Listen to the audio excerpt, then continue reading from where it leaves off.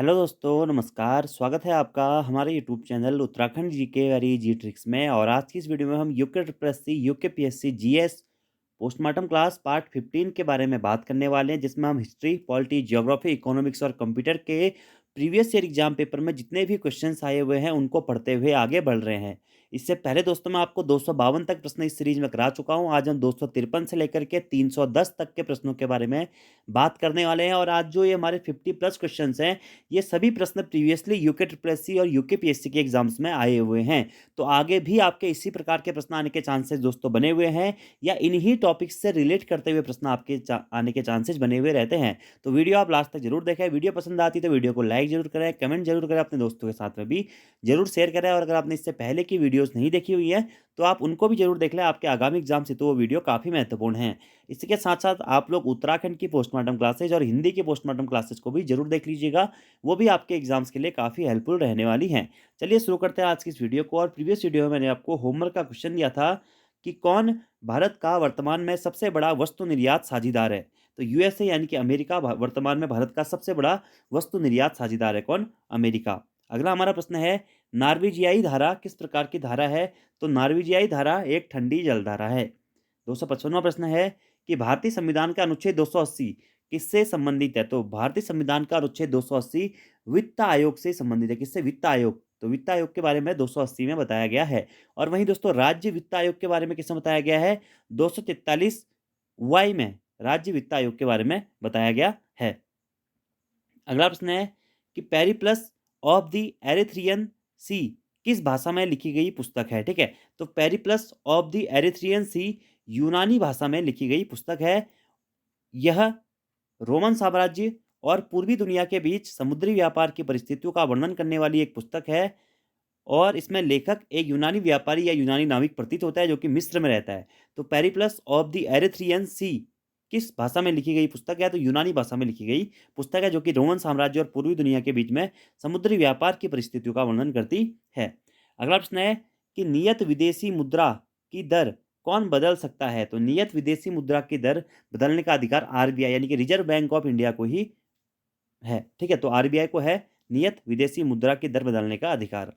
अगला हमारा प्रश्न है, संसद का सदस्य, विधानसभा का सदस्य, एक जनपद पंचायत का अध्यक्ष तथा एक ग्राम पंचायत के अध्यक्ष में से कौन जिला पंचायत का सदस्य नहीं होता है। तो संसद का अध्यक्ष भी जिला पंचायत का सदस्य होता है, विधानसभा का सदस्य भी होता है, एक जनपद पंचायत का अध्यक्ष भी दोस्तों हमारा जिला पंचायत का सदस्य होता है। लेकिन एक ग्राम पंचायत का अध्यक्ष आपका जिला पंचायत का सदस्य नहीं हो सकता है। तो कौन सा नहीं होगा? ग्राम पंचायत का अध्यक्ष आपका जिला पंचायत का सदस्य या जिला पंचायत का सदस्य नहीं बन सकता है। अगला प्रश्न है, हीराकुंड बांध परियोजना किस नदी का जल उपयोग करती है। तो हीराकुंड बांध परियोजना बहुत बार एग्जाम में पूछा गया दोस्तों। तो महानदी पर है। कौन सी? हीराकुंड जल विद्युत परियोजना या हीराकुंड बांध परियोजना। और हीराकुंड बांध जो है वह भारत का सबसे लंबा बांध है। और ये हीराकुंड परियोजना या हीराकुंड बांध कहाँ स्थित है? तो उड़ीसा में स्थित है। कहाँ पे? उड़ीसा में स्थित है। कौन सी नदी पर है? महानदी पर स्थित है, याद रखना है आपको। अगला प्रश्न है, गृह मंत्रालय द्वारा संचालित एफसीआरए का पूर्ण नाम क्या है। तो गृह मंत्रालय द्वारा संचालित एफसीआरए का पूर्ण नाम होता है दोस्तों क्या? Foreign contribution regulation act. क्या? Foreign contribution regulation act. और हिंदी में हम इसे कहेंगे क्या? विदेशी अंशदान विनियमन अधिनियम। और यह प्रश्न भी एग्जाम में आया हुआ है। अगला प्रश्न, किस बैंक को विश्व बैंक भी कहा जाता है। तो आईबीआरडी बैंक को विश्व बैंक भी कहा जाता है। कौन से बैंक को? आईबीआरडी बैंक को, यानी कि अंतरराष्ट्रीय पुनर्निर्माण एवं विकास बैंक को विश्व बैंक भी कहा जाता है, वर्ल्ड बैंक। अगला प्रश्न है, भारतीय राष्ट्रीय कांग्रेस की स्थापना के समय भारत का वायसराय कौन था। तो भारतीय राष्ट्रीय कांग्रेस की स्थापना हुई थी 1885 में। और इस टाइम पे भारत के वायसराय थे कौन? Lord Dufferin. लॉर्ड डफरिन इस टाइम पे कौन थे? भारत के वायसराय थे। भारतीय राष्ट्रीय कांग्रेस यानी कि आईएनसी की स्थापना के समय पे। और भारतीय राष्ट्रीय कांग्रेस की स्थापना एओ ह्यूम के द्वारा की गई थी। अगला प्रश्न है, पंचायती राज में सबसे छोटी और एकमात्र स्थायी इकाई कौन सी है। तो पंचायती राज की सबसे छोटी और एकमात्र स्थायी इकाई मानी जाती है ग्राम सभा। कौन सी?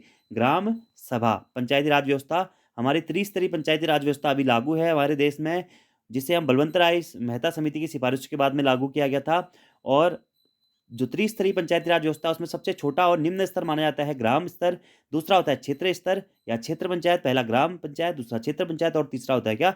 जिला पंचायत। अगला प्रश्न, सिंधु घाटी सभ्यता में एक बृहद स्नानागार तथा कांस्य नर्तकी की प्रतिमा कहाँ से मिली है? तो मोहनजोदड़ो से सिंधु घाटी सभ्यता में एक बृहत स्नानागार और कांस्य नर्तकी की प्रतिमा मिली हुई है। और ये मोहनजोदड़ो कौन सी नदी के किनारे स्थित है? सिंधु नदी के किनारे स्थित है। कहाँ स्थित है? पाकिस्तान में स्थित है। और मोहनजोदड़ो की खोज किसने की थी? तो राखलदास बनर्जी के द्वारा मोहनजोदड़ो की खोज की गई थी। अगला प्रश्न है, राष्ट्रीय पादप जीनोम अनुसंधान संस्थान कहाँ स्थित है? तो राष्ट्रीय पादप जीनोम अनुसंधान संस्थान नई दिल्ली में स्थित है। कहाँ पर? नई दिल्ली में। शराब पर उत्पादन शुल्क किसके द्वारा लगाया जाता है? तो शराब पर उत्पादन शुल्क राज्य सरकार के द्वारा लगाया जाता है। क्या? राज्य सरकार के द्वारा, ठीक है। और शराब किसका विषय है? तो राज्य सूची का विषय ऐसा शराब को माना जाता है। और एक प्रश्न दोस्तों जो एग्जाम में इंपोर्टेंट पूछा जाता है कि पंचायत किस सूची का विषय है? तो पंचायत हमारा क्या है? राज्य सूची का विषय है। किसका? राज्य सूची का। भारतीय संविधान की जो हमारी अनुसूची 7 है उसमें 3 सूची के बारे में बताया गया है, संघ सूची या केंद्र सूची, दूसरा राज्य सूची और तीसरी समवर्ती सूची। तो यह राज्य सूची का विषय है। क्या? पंचायती या पंचायत। अगला प्रश्न है,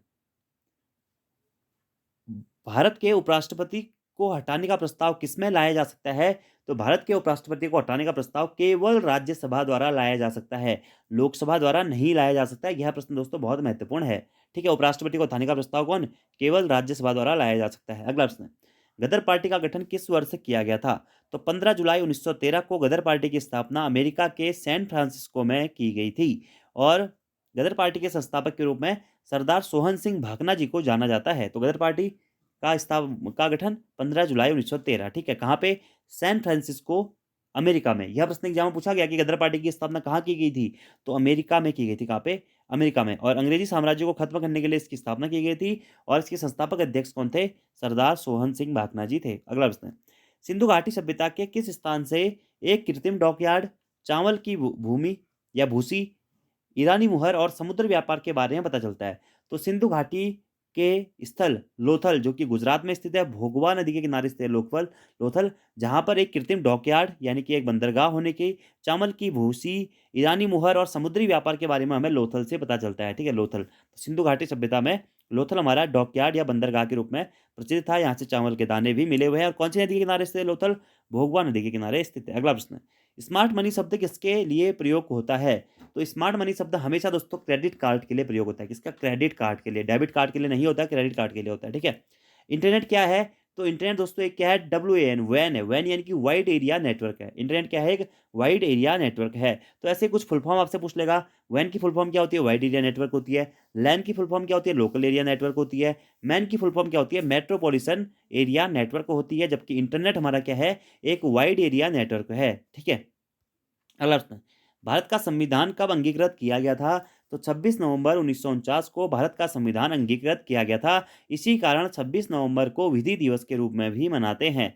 और भारत के संविधान को कब लागू किया गया था? 26 जनवरी 2050 को भारत के संविधान को लागू किया गया था। भारत का जो मूल संविधान था उसमें 395 अनुच्छेद थे, 8 अनुसूचियां थी और 22 भाग थे। ठीक है। और वर्तमान में भी एक्चुअलिटी में 395 अनुच्छेद ही हैं, 12 भाग हो 12 अनुसूचियाँ हो गई हैं, ठीक है? और 22 भाग वर्तमान में भी हैं। लेकिन एक्चुअलिटी में अनुच्छेद देखेंगे तो हम 450 से ज़्यादा हो गए हैं, भाग 12 हो गए हैं, ठीक है? 8 में 4 भाग बढ़ा दिए हैं, ठीक है? सॉरी 4 हमारी अनुसूचियाँ बढ़ा दी हैं, ठीक है? और 22 हमारे भाग ओरिजिनल में भी थे, अभी भी थे। लेकिन 22 अगर ऑप्शन में नहीं आएगा तो आप 25 को भी मार सकते हैं। लेकिन फर्स्ट प्रायोरिटी आपको 22 को ही देनी पड़ेगी। कभी-कभी एग्जाम में आपसे डायरेक्टली ये प्रश्न पूछ देते हैं, ठीक है? तो भारत संविधान लागू 26 जनवरी 1950 को हुआ था, ठीक है? अगला प्रश्न, महलवारी या महालवाड़ी भूमि प्रणाली किसके समय में शुरू की गई थी? तो महलवारी या महालवाड़ी भूमि प्रणाली लॉर्ड हेस्टिंग्स के समय पर शुरू की गई थी। लॉर्ड हेस्टिंग्स के समय पर।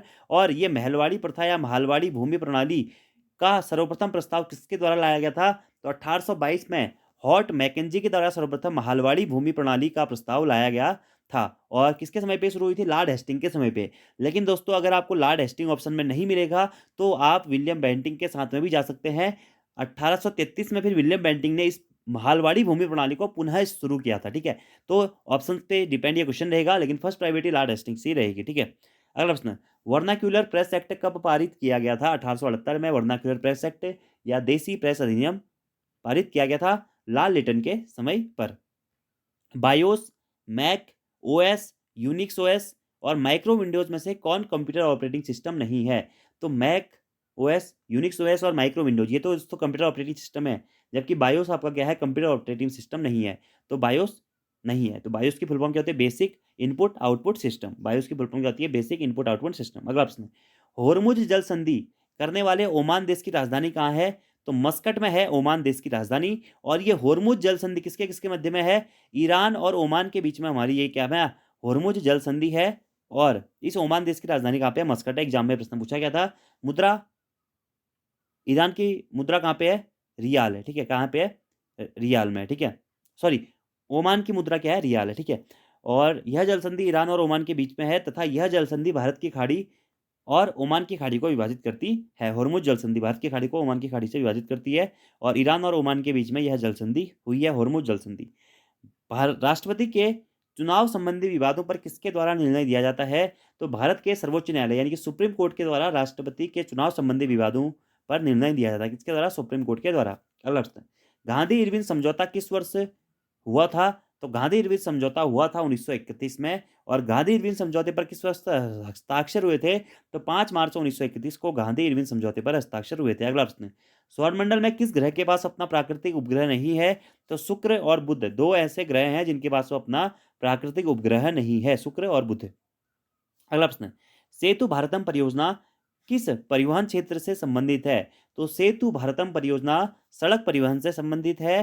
प्रधानमंत्री नरेंद्र मोदी जी द्वारा 4 मार्च 2016 को इस परियोजना हेतु 102 बिलियन का बजट लॉन्च किया गया था। उसके बाद ये योजना कई बार संशोधित भी हो चुकी है, लेकिन सेतु भारतम परियोजना कब लागू की गई थी पूछा जाएगा, तो 4 मार्च 2016 को लागू की गई थी और सड़क परिवहन से संबंधित है सेतु भारतम परियोजना। अगला प्रश्न है, उत्तराखंड सॉरी भारत की किस कंपनी ने कोवोवैक्स का उत्पादन किया है, ठीक है, कोवोवैक्स। तो सीरम इंस्टीट्यूट ऑफ इंडिया के द्वारा कोवोवैक्स का उत्पादन किया गया। किसके द्वारा, सीरम इंस्टीट्यूट ऑफ इंडिया। कहाँ स्थित है, पुणे में इसका मुख्यालय स्थित है। क्या, सीरम इंस्टीट्यूट ऑफ इंडिया का मुख्यालय कहाँ पे है, पुणे में, इंपोर्टेंट है, ठीक है। तो सीरम इंस्टीट्यूट ऑफ इंडिया एक भारतीय संस्थान है जो टीके सहित प्रतिरक्षात्मक दवाओं का एक प्रमुख निर्माता है। इसकी स्थापना 1966 में साइरस पूनावाला के द्वारा की गई थी। Company holding company Poonawalla investment and industries की एक सहायक कंपनी है, क्या, सीरम इंस्टीट्यूट ऑफ इंडिया। और इसी के द्वारा कोवोवैक्स का उत्पादन किया गया है। अगला प्रश्न, ई प्रोम का पूर्ण रूप क्या है, eligible electrical erasable programmable read only memory. E PROM का फुल फॉर्म क्या है, electrical erasable programmable read only memory. अगर खाली पूछा जाता कि ई प्रोम का फुल फॉर्म क्या है, ई प्रोम, ठीक है, तो हो जाता है erasable programmable read only memory. अगर आपसे पूछा जाता कि प्रोम का फुल फॉर्म क्या है, प्रोग्रामेबल रीड ओनली मेमोरी। अगर आपसे पूछा जाता कि रोम का फुल फॉर्म क्या है, तो रीड ओनली मेमोरी। ये भी आपको याद रखना है, ठीक है। रैम का क्या होता है, रैंडम एक्सेस मेमोरी होता है। अगला प्रश्न, विधान परिषदों की संरचना संबंधी अनुच्छेद कौन सा है, तो विधान परिषदों की संरचना संबंधी अनुच्छेद है अनुच्छेद 171। देखिए दोस्तों, विधानमंडल के बारे में आर्टिकल 168 अनुच्छेद 168 में विधानमंडल के बारे में बताया गया है। अनुच्छेद 169 में विधान परिषद के गठन के बारे में बताया गया है। अनुच्छेद 170 में विधान सभा के बारे में बताया गया है। और अनुच्छेद 171 में विधान परिषदों की संरचना के बारे में बताया गया है। किसमें, अनुच्छेद 171 में। जबकि गठन के बारे में अनुच्छेद 169 में बताया गया है।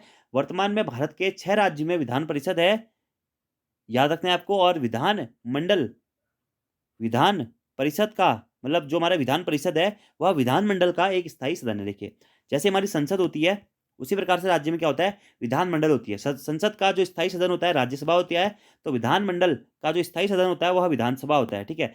संसद का जो अस्थायी सदन होता है लोकसभा होता है, वहीं विधानमंडल का जो अस्थायी सदन होता है वह क्या होता है, विधानसभा होता है। तो जो ये विधानमंडल है वर्तमान में भारत के कितने राज्यों में है, तो वर्तमान में भारत के सिर्फ और सिर्फ 6 राज्यों में हमारा विधान परिषद विद्यमान है, ठीक है, विधान परिषद।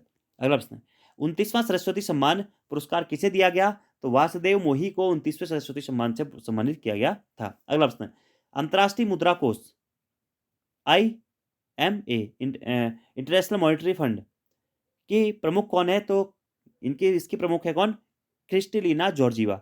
क्या, क्रिस्टलिना जॉर्जिवा। अब IMF की स्थापना कब हुई थी, अंतर्राष्ट्रीय मुद्रा कोष की स्थापना कब हुई थी, तो दोस्तों आपको इसमें अलग अलग आंसर मिलता है। कहीं कहीं 1944 भी है, कहीं कहीं 1945 भी है। वैसे आयोग के द्वारा एक बार प्रश्न एग्जाम में पूछा गया था, तो आयोग ने आंसर दिया था 27 दिसंबर 1945। तो IMF की स्थापना पूछा जाएगा तो 27 दिसंबर 1945 आपको याद रखना है। और इसकी स्थापना कहाँ पे हुई थी, ब्रेटन वुड्स, न्यू हैम्पशायर, संयुक्त राज्य अमेरिका में आईएमएफ की स्थापना हुई थी और आईएमएफ का मुख्यालय कहाँ स्थित है? तो वाशिंगटन डीसी में आईएमएफ का मुख्यालय स्थित है। तो आईएमएफ की प्रमुख कौन है? क्रिस्टलिना जॉर्जिवा है। स्थापना 27 दिसंबर 1945 को हुई थी।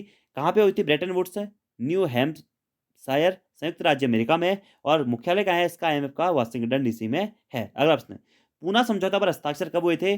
तो 24 सितंबर 1932 को पूना समझौते पर हस्ताक्षर हुए थे। और ये पूना समझौता किस किस के मध्य में होता है? भीमराव अंबेडकर और महात्मा गांधी जी के मध्य में पूना समझौता हुआ था, पुणे की यरौदा सेंट्रल जेल में। कब? 24 सितंबर 1932। तो पूना समझौता याद रखना है, बहुत महत्वपूर्ण है, भीमराव अंबेडकर और महात्मा गांधी जी के मध्य में। अंग्रेज सरकार ने इस समझौते को सांप्रदायिक अधिनिर्णय या कम्युनल अवार्ड में संशोधन के रूप में भी अनुमति प्रदान की थी।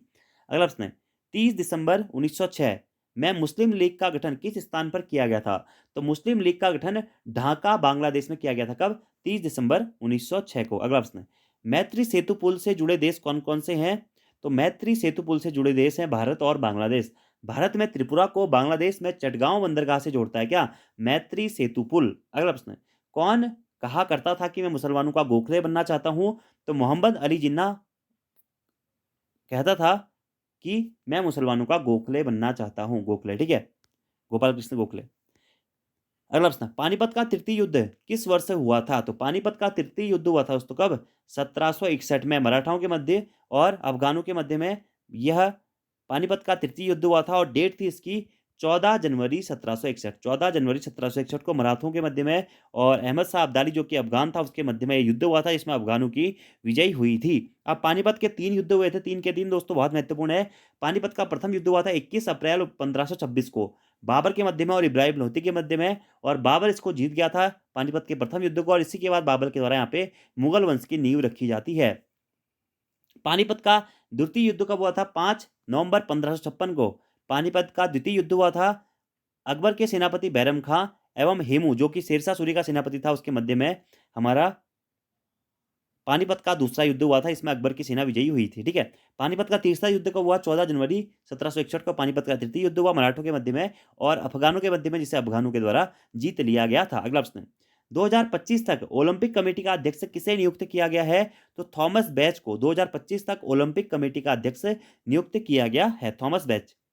2020 में साहित्य के लिए नोबेल पुरस्कार जीतने वाले लुईस ग्रुप किस देश का है? तो 2020 में साहित्य के लिए नोबेल पुरस्कार जीतने वाला जो लुईस ग्रुप है यह यूएसए का है। ठीक है, अगला प्रश्न, 2020 भारत का कैग किसे नियुक्त किया गया? 2020 तक भारत का कैग किसे नियुक्त किया गया था, या वर्तमान में भारत के कैग कौन है? ठीक है, कैग यानी कि नियंत्रक एवं महालेखा परीक्षक कौन है वर्तमान में? यह है जी.सी. मुर्मू, यानी कि गिरीश चंद्र मुर्मू जी हमारे वर्तमान में क्या है? भारत के कैग हैं। कौन? कैग यानी कि नियंत्रक एवं महालेखा परीक्षक कैग कौन है?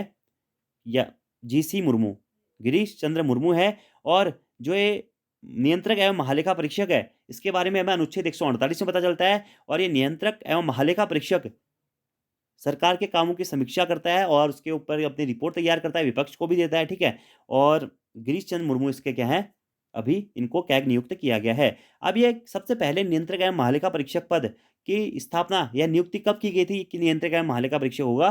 तो 1858 में की गई थी। कब? 1858 में की गई थी। याद रखना है आपको, गिरीश चंद्र मुर्मू याद रखना है आपको, कैग है वर्तमान में, नियंत्रक एवं महालेखा परीक्षक है। एक प्रश्न एग्जाम में हाल ही में भी पूछा गया है कि नियंत्रक एवं महालेखा परीक्षक का कार्यकाल कितने वर्ष का होता है? तो 6 वर्ष का इनका कार्यकाल होता है। 6 वर्ष या 65 वर्ष, जो भी पहले पूरा हो जाए इनका कार्यकाल माना जाता है। अगला प्रश्न, किसे 25वें महालेखा नियंत्रक सीजीए के रूप में नियुक्त किया गया है? तो दीपक दास को 25वें महालेखा नियंत्रक सीजीए के रूप में नियुक्त किया गया है। अगला प्रश्न, संगम साहित्य किस भाषा में लिखा गया है? तो संगम साहित्य तमिल भाषा में लिखा गया है और इसकी रचना और संग्रहण पांड्य शासकों द्वारा मदुरै में आयोजित 3 संगम के दौरान किया गया था। तो संगम साहित्य तमिल में लिखा गया है, पांड्य शासकों के दौरान मदुरै में इसकी रचना और संग्रहण किया गया था। अगला प्रश्न है, मुगल और चंद्रवंशी शासकों के बारे में वर्णन किस पुस्तक में मिलता है? तो जहांगीरनामा में हमें मुगल और चंद्रवंशी शासकों के बारे में वर्णन मिलता है। अगला प्रश्न है, असहयोग आंदोलन कब वापस लिया गया?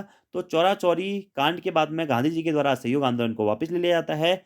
4 फरवरी 1922 को हमारा क्या हुआ था? चौरा चौरी हत्याकांड हुआ था, मतलब चौरा चौरी हत्याकांड हुआ था। और इसी दिन हमारा माना जाता है कि असहयोग आंदोलन को वापस ले लिया गया था। और असहयोग आंदोलन की शुरुआत कब से हुई थी? तो 1 अगस्त 1920 से हमारी असहयोग आंदोलन की शुरुआत हुई थी। अगला प्रश्न, भारत के संविधान में प्रस्तावना में धर्मनिरपेक्ष, समाजवादी शब्द को कब जोड़ा गया था? तो धर्मनिरपेक्ष, समाजवादी और अखंडता, ये 3 शब्दों को 42वें संविधान संशोधन 1976 द्वारा जोड़ा गया था। एसपीए, समाजवाद, पंथनिरपेक्ष और अखंडता, धर्मनिरपेक्ष, समाजवाद और अखंडता, ये 3 जो शब्द होते हैं, धर्मनिरपेक्ष को पंथनिरपेक्ष भी कहते हैं, ठीक है? पंथनिरपेक्ष जोड़ा गया था वैसे, तो 42वें संविधान संशोधन 1976 द्वारा जोड़ा गया था। अगला प्रश्न, भारत में हरित राजमार्ग की नीति कब शुरू की गई थी? तो भारत में हरित राजमार्ग की नीति 2015 में शुरू की गई थी। कब? 2015 में। अगला प्रश्न है कि सिंधु श्री खुल्लर के बाद किसे नीति आयोग का मुख्य कार्यकारी अधिकारी नियुक्त किया गया था? तो सीईओ, यानी कि पूछा गया एग्जाम में इनडायरेक्टली प्रश्न ये कि नीति आयोग के सीईओ कौन है वर्तमान समय पे? तो यह है अमिताभ कांत, यानी कि मुख्य कार्यकारी अधिकारी नीति आयोग के कौन है? अमिताभ कांत है सीईओ, जिन्हें सिंधु श्री खुल्लर के बाद में नियुक्त किया गया था, ठीक है? नीति आयोग की स्थापना कब हुई? 1 जनवरी 2015 को नीति आयोग की स्थापना होती है, नीति, ठीक है? और नीति आयोग का मुख्यालय कहाँ पे स्थित है? नई दिल्ली में इसका मुख्यालय स्थित है। नीति की फुल फॉर्म होती है national institutes for transforming India, और नीति आयोग का अध्यक्ष होते हैं कौन? हमारे प्रधानमंत्री वर्तमान में नरेंद्र मोदी जी नीति आयोग के अध्यक्ष हैं, और नीति आयोग के उपाध्यक्ष हैं वर्तमान में राजीव कुमार जी, और नीति आयोग के सीईओ हैं वर्तमान समय पे कौन? अमिताभ कांत जी। अगला प्रश्न, उत्तराखंड में शिवालिक श्रेणियों के दक्षिण में स्थित भ्रंश रेखा को क्या कहा जाता है? तो शिवालिक श्रेणियों के दक्षिण में स्थित भ्रंश रेखा को हिमालयी अग्रभ्रंश कहा जाता है, ठीक है? क्या कहा जाता है? हिमालयी अग्रभ्रंश कहा जाता है। यानी कि आप कह सकते हैं कि शिवालिक क्षेत्र और गंगा के मैदानी क्षेत्र के बीच में जो भी हमारा रेखा होती है, उसे क्या कहा जाता है? तो उसे कहा जाता है हिमालयन फ्रंटेड फॉल्ट भी कहते हैं, इसे कहते हैं फॉल्ट भी कहते हैं, या एच एफ एफ, ठीक है? हिमालय फ्रंटेड फॉल्ट या फिर हिमालयी अग्रभ्रंश कहा जाता है, याद रखना आपको। अगले प्रश्न की बात करते हैं, ऊर्जा का मुख्य स्रोत क्या होता है? तो सौर ऊर्जा और जल विद्युत ऊर्जा को ऊर्जा के प्रमुख स्रोत के रूप में माना जाता है। राज्य में वंदे मातरम योजना का संबंध किससे है? तो गर्भवती महिलाओं से है राज्य में वंदे मातरम योजना का संबंध। अगला प्रश्न है, महान विद्वान अश्वघोष किस शासक के समकालीन था? तो अश्वघोष दोस्तों कनिष्क के समकालीन था। किसके? कनिष्क के। अगला प्रश्न है, चेन्नई में सितंबर 2015 के अंतिम सप्ताह में आयोजित 16वीं राष्ट्रीय ओपन पैरा बैडमिंटन चैंपियनशिप प्रतियोगिता में उत्तराखंड के लिए किसने 2 पदक जीते थे? तो प्रेम कुमार जी ने उत्तराखंड के लिए यहाँ पे 2 पदक जीते थे। अगला प्रश्न, micro small and medium enterprises development act Bharat में किस वर्ष लागू हुआ था? तो micro small and medium enterprises development act Bharat में 2006 में लागू हुआ था। कब? 2006 में। अगला प्रश्न, दिल्ली के किस सुल्तान ने अपनी आत्मकथा लिखी थी? तो फिरोज शाह तुगलक दिल्ली का एकमात्र सुल्तान था जिसने अपनी आत्मकथा लिखी थी, फतुहात ए फिरोज शाही नाम से। कौन? फिरोज शाह तुगलक। अगला प्रश्न, कौन सा देश 2018 में आईसीसी महिला क्रिकेट विश्व कप का विजेता था? तो इंग्लैंड 2018 में आईसीसी महिला क्रिकेट विश्व कप का विजेता था। वहीं 2019 में जो हमारा आईसीसी वर्ल्ड कप हुआ था, यानी कि क्रिकेट विश्व कप हुआ था, उसका विजेता देश कौन सा था? वह भी इंग्लैंड ही था, ठीक है? और अभी हाल ही में दोस्तों कौन सा देश 2021 में आईसीसी टी20 क्रिकेट विश्व कप का विजेता रहा है? तो ऑस्ट्रेलिया अभी हाल ही में आईसीसी टी20 क्रिकेट विश्व कप का विजेता रहा है। ऑस्ट्रेलिया ने न्यूजीलैंड को हराकर आईसीसी टी20 वर्ल्ड कप 2021 को जीत लिया है। अगला प्रश्न है दोस्तों कि स्थायी बंदोबस्त अथवा इस्तमरारी बंदोबस्त को कब व किसके द्वारा लागू किया गया था? तो स्थायी बंदोबस्त शुरू करने वाले व्यक्ति के रूप में हम लॉर्ड कार्नवालिस को जानते हैं। तो लॉर्ड कार्नवालिस को ही स्थायी बंदोबस्त प्रणाली के जनक के रूप में भी जाना जाता है, या इस्तमरारी बंदोबस्त के जनक के रूप में भी जाना जाता है, और 1793 में इनके द्वारा स्थायी बंदोबस्त प्रणाली को लागू किया गया था। अगला प्रश्न, विश्व स्वास्थ्य संगठन WHO वर्ल्ड हेल्थ ऑर्गेनाइजेशन की स्थापना कब हुई थी? तो 7 अप्रैल 1948 को विश्व स्वास्थ्य संगठन की स्थापना होती है, और विश्व स्वास्थ्य संगठन 7 अप्रैल को ही मनाया जाता, या विश्व स्वास्थ्य दिवस भी 7 अप्रैल को ही मनाया जाता है। और विश्व स्वास्थ्य संगठन का मुख्यालय कहाँ पे है? जेनेवा स्विट्जरलैंड में है। कहाँ पे है? जेनेवा स्विट्जरलैंड में है। और आज का दोस्तों आपका अभी एक प्रश्न और है कि goods and service tax GST किस संविधान संशोधन से संबंधित है? तो जीएसटी दोस्तों हमारा 101वें संविधान संशोधन से संबंधित है। क्या? GST, goods and service tax, ठीक है? 103वें संविधान संशोधन किससे संबंधित है? तो 103वां संविधान संशोधन ईडब्ल्यूएस आर्थिक रूप से पिछड़े वर्ग के लिए संबंधित है। 104वां संविधान संशोधन किससे संबंधित है? आरक्षण से संबंधित है, जिसके तहत दोस्तों आपका एससी और एसटी के आरक्षण को 10 वर्ष के लिए बढ़ा दिया गया है, जबकि एंग्लो इंडियन के आरक्षण को समाप्त कर दिया गया है। और वर्तमान तक कितने संविधान संशोधन हो चुके हैं? 105 संविधान संशोधन हो चुके हैं। 105वां कुछ ऐसे ही ओबीसी से संबंधित था, 102वां भी किससे संबंधित था? ओबीसी से ही संबंधित था, ठीक है? और आज का आपका लास्ट क्वेश्चन और होमवर्क का क्वेश्चन है कि रैयतवाड़ी व्यवस्था का जनक किसे कहा जाता है? इसका आंसर आप कमेंट बॉक्स में डालेंगे और आपको आज के क्वेश्चन कैसे लगे कमेंट बॉक्स में ज़रूर बताना दोस्तों। वीडियो में कोई भी अगर गलती हुई होगी तो आप कमेंट में बता दीजिएगा और मैं कमेंट में उसे संशोधित करके पिन अप कर दूँगा। और वीडियो पसंद आई यार, वीडियो को लाइक ज़रूर करें, कमेंट ज़रूर करें, अपने दोस्तों के साथ में भी ज़रूर शेयर करें। तो आज की वीडियो में इतना ही दोस्तों। Thank you, thanks for watching video. See you next time. धन्यवाद।